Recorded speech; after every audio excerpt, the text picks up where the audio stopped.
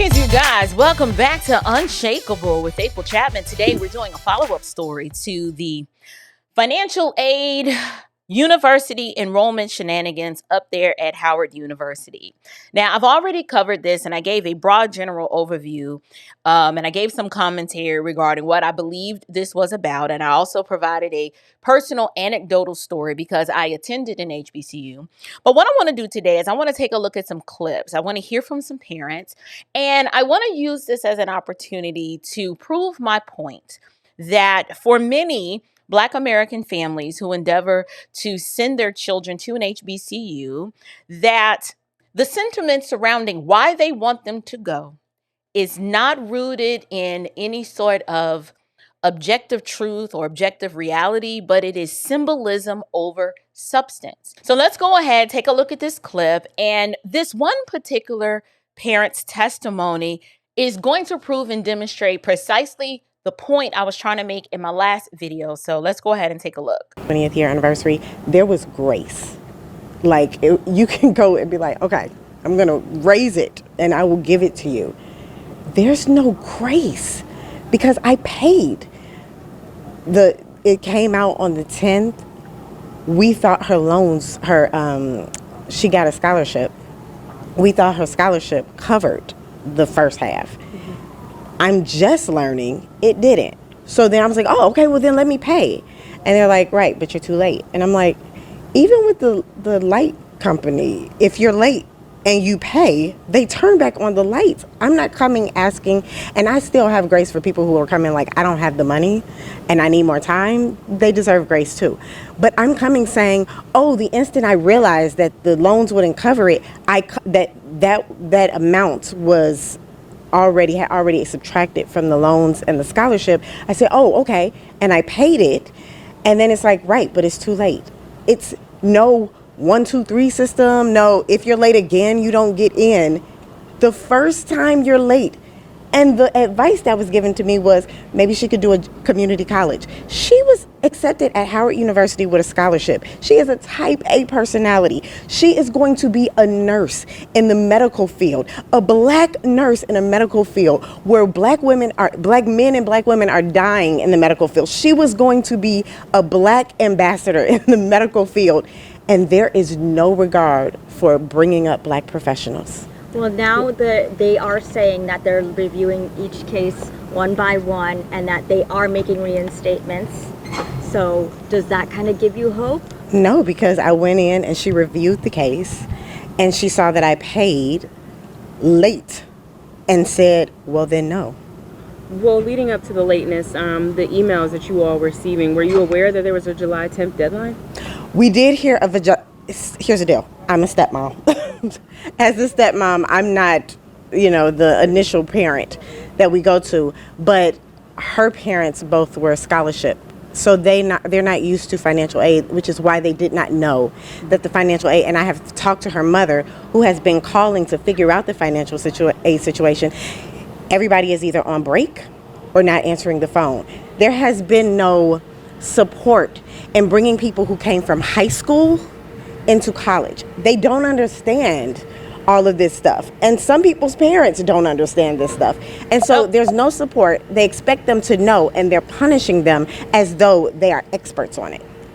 Okay, so I wanted to stop her right there because I've let her talk for a good little bit and there's so much to engage with here. So to bring you up to speed, if you didn't see my previous video, we're covering the financial aid unenrollment debacle at Howard University up in Washington, D.C.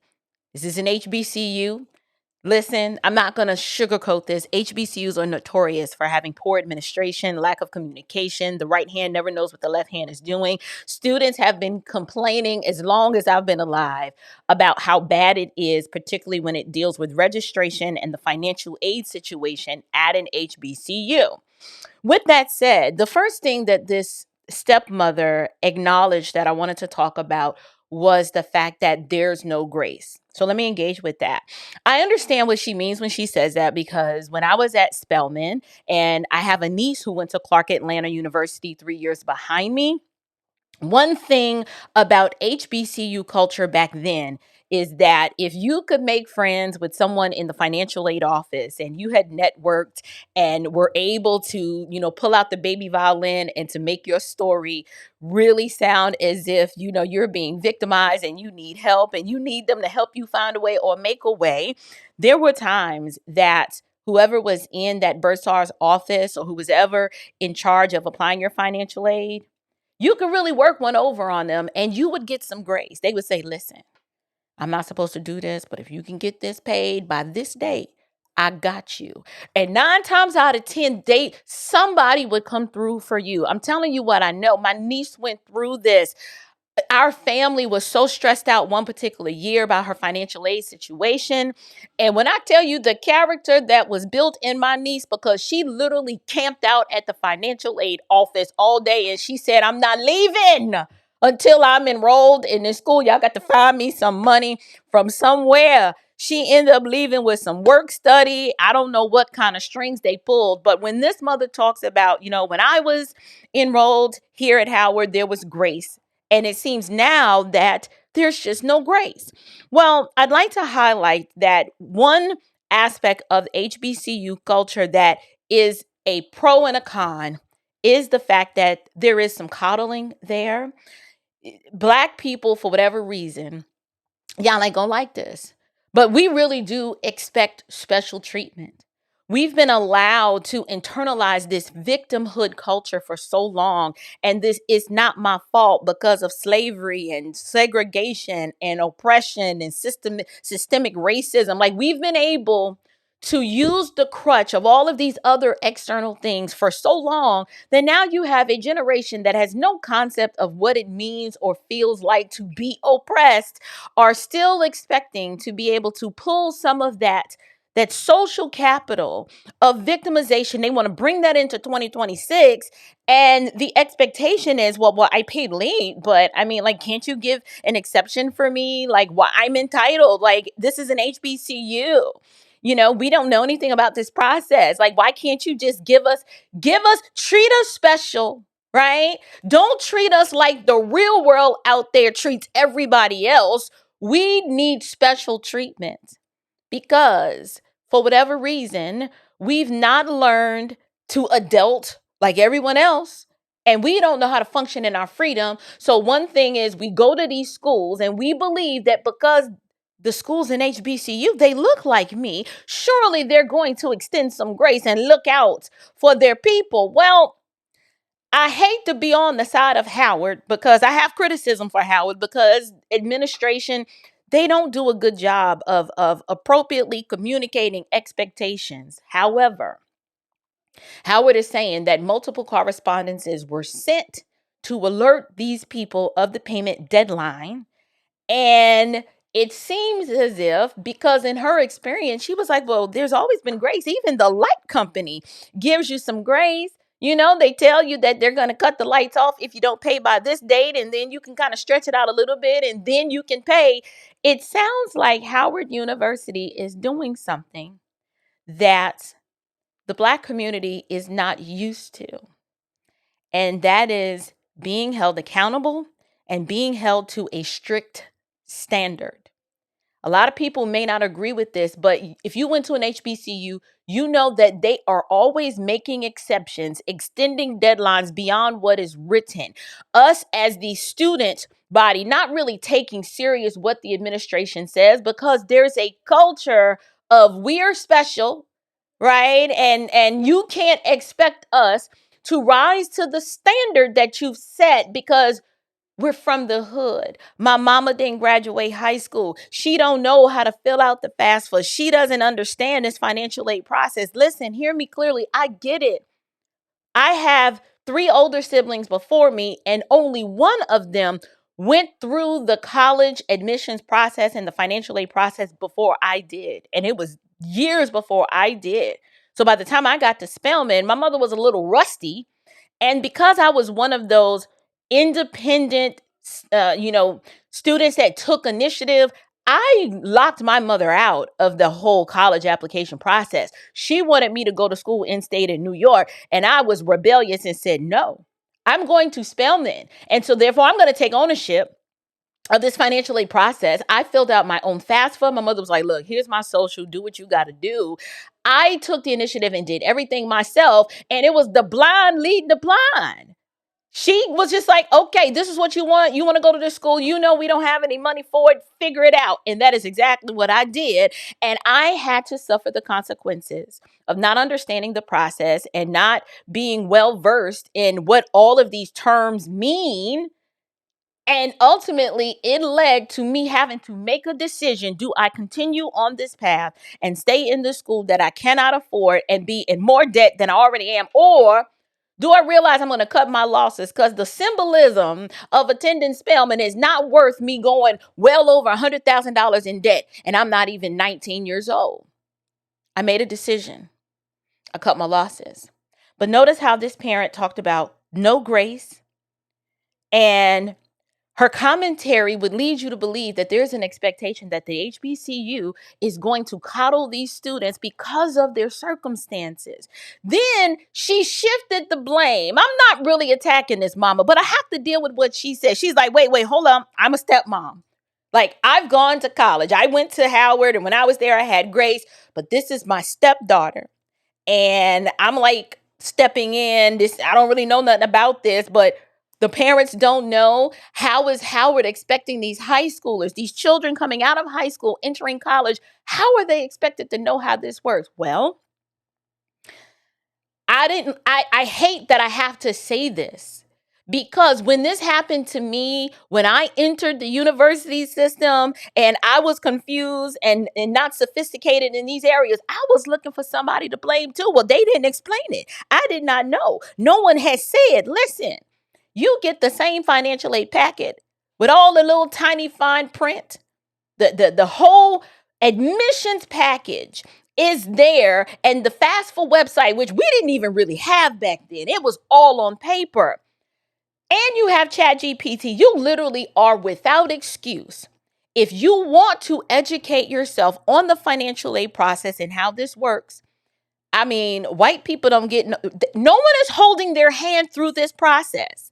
Okay, if you are a first generation college attendee and you come from just a low income or just a standard middle class income family and you're white, there's no grace for you. No one's going to explain to you the process. It is your responsibility to read like everybody else and force yourself to understand. Ask ChatGPT, please decode this as if a third grader is reading it, because I'm dumb. I don't know what this means. What is my point? This is not whataboutism. It is trying to help you understand that HBCU culture, in my opinion, it's changed some since then, but it is not really a true representation of what the real world is like, because in that system, in that ecosystem of Black excellence, there is a lot of coddling. There is a lot of entitlement behavior. You are indoctrinated to believe that you are the center of the world. And the reason why I say that, when she said that, she had dreams of being a Black nurse, how could Howard take away her desire or her dream to be a Black nurse, knowing that Black nurses are dying? I'm like, really? Maybe she, I don't want to, misrepresent the point she's trying to make, but I'm trying to understand what is going to an HBCU, educated in a field where there is a need. Why is it the pressure has to be on this young girl to be a Black ambassador? Why can't she just be a good nurse? Why does she have to lead with the ethnicity? What happens if she is offered a job in a community that is not a whole lot of Black people? Is she still a Black ambassador, or is she just a good nurse? This is the delusion, the silo, the echo chamber that so many Black Americans live in. And in my opinion, the HBCU culture cultivates this same delusion. And what happens is, when the very system that they've idolized so much and that they've given so much, they've sacrificed so much for just to attend, when that very system has to give them a dose of reality, they crash out and they can't handle it. Hear what I'm not saying. I would be upset if this happened to me too. But like I said in my last video, I was under the impression this happens all the time, particularly at HBCUs, because truth be told, a lot of us, we don't read. You know what I'm saying? Like, we're a little unorganized. We think that the deadlines don't apply to us. And, well, I'll just go up there and, I'll work my charm. I'll talk my way out of it and they'll let me in. And it seems now that Howard University is trying to adhere to a strict standard with strict deadlines. And a lot of these people were not prepared for that. But here's what I will say. This entire experience, remember my last video where I said when I was at an HBCU, we used to joke, it was a running joke that if you actually managed to survive and graduate from an HBCU, whether it took you 4 years, 6, or 8, because truth be told, even Howard, the president of Howard admitted that their graduation rate is not that high. And he affirmed the very thing that I said. The vast majority of the reason why most of these children don't graduate is because of the financial aid issue. Their college education is not adequately funded. It's not sufficiently capitalized, meaning a lot of these students want to go to this school. They see the price tag, but because of the symbolism over the substance grips them, they are not making sober-minded decisions, and then they're expecting the school, well, help me figure this out. Like, I want to be a bison. I want to be a Howard University bison. I can't afford it, but it is your responsibility to figure it out for me. That is the problem. When I was in school, the running joke, I had lost my train of thought. The running joke was find a way or make a way, and that going to an HBCU builds a level of character and resilience in you that you may not obtain if you go somewhere else. The reason why we say that is because of the stress, the anxiety, the emotional trauma of having to navigate and figure all of this out inside of a system that's already broken and dysfunctional and poorly managed. So you got a lot of these young high schoolers going to a college where they don't really have the financial acumen that they've gotten from their parents on how to navigate through this system. And then you put them in a system that's already dysfunctional on its own. And the combination of all that together, I mean, is it really Black excellence? Or is it just another faction or another perspective of Black dysfunction? I don't know. But here's the other thing that I want to say. She acknowledged that they paid late. And many of the other students acknowledged that, well, we were under the impression we could pay late because the scholarships and the other financial aid resources don't get applied until August 1st. Essentially, what that means is that, well, if you know that you've got money coming in late, you better figure out where to get this money from and ensure that it is posted to your account by the right date, because if not, you're going to lose your spot. This is a very painful, rude awakening for this segment of the Black community.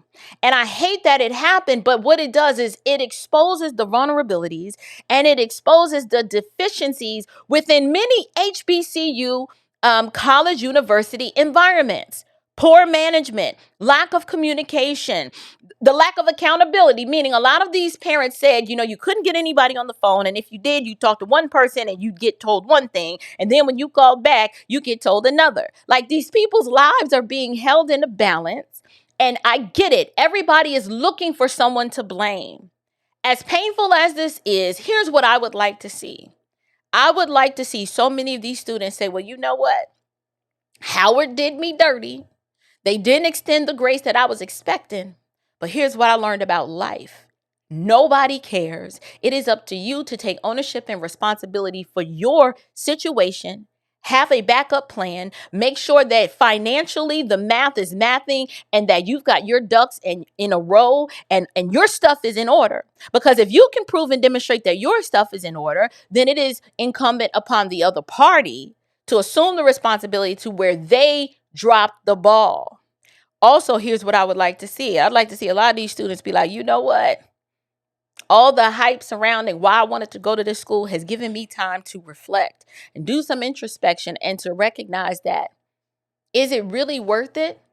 Now that I'm looking at, like, if I'm struggling to get the first semester covered financially and I'm doing a GoFundMe and everybody is bleeding their bank account and my parents are in debt, is it really worth it? Maybe this is the Lord's way of saying, take a step back, pick an alternate route, because this one is too costly and the return on investment is not worth it. There are a lot of low income students that really did need to rethink their choices, and they could very well find another school to go to that costs less, that is less of a distraction, and allows them to really put the emphasis and a focus on where it needs to be, which is on the academics. Get in and get out. Get in and get out. If you can graduate in under 4 years, that is even better. Because at the end of the day, this is about your future and not about the fun and the nostalgia of your college experience. So let this parent finish. There's something else that she's going to say that was really impactful, and then we'll wrap it up. That's my problem. If at the moment that you created this policy and then you said, okay, we're going to implement this policy, and then you see 500 kids are going to be unenrolled, I would think in that moment you would say we need to rethink our policy. But let's find out why. This is an educational institution. You're supposed to care about kids having education. So you can be like, why did 500 kids not get this? Were we not clear? And being an HU alum, I can guarantee more than likely they weren't clear about a lot of things. But I can't say that personally in this case because I'm the stepmom. I'm getting my information secondhand. But the instant that I realized this, I jumped in and I bought a plane ticket from Chicago same day and came here because I'm like, okay, I'm going to have to take this over. And there is no grace. And the people who can do something are hiding. They're like, oh, they're on vacation. People are going into rooms, talking to people and coming out and saying, well, they said email them. And you're going to email them, right? And they're not going to email back. That's why they're saying email me. And so you flew all the way from Chicago, right here. Yeah. What is the next step for your stepdaughter? Yes. Are you guys thinking of other schools, or are you holding out hope that it can be resolved? I had hope. I don't think I have hope anymore. And I don't know what the next step is because she was so over the moon about coming here. She cried talking about coming here. And now she has to cry being disappointed because they treated her like trash. Like, oh, well, you can't give us the money. When I say give you the money, get out. Don't you think that you had the money, but it was waiting to come in, right? What we found out was that her I guess her loans and her scholarship had already been subtracted from the amount that they were giving us, which was not communicated to her, that this amount has already applied the financial aid and the student loans, which I don't even know if they returned because... So you after they applied, you didn't know that there was a remaining balance, is what right. You're saying. Exactly.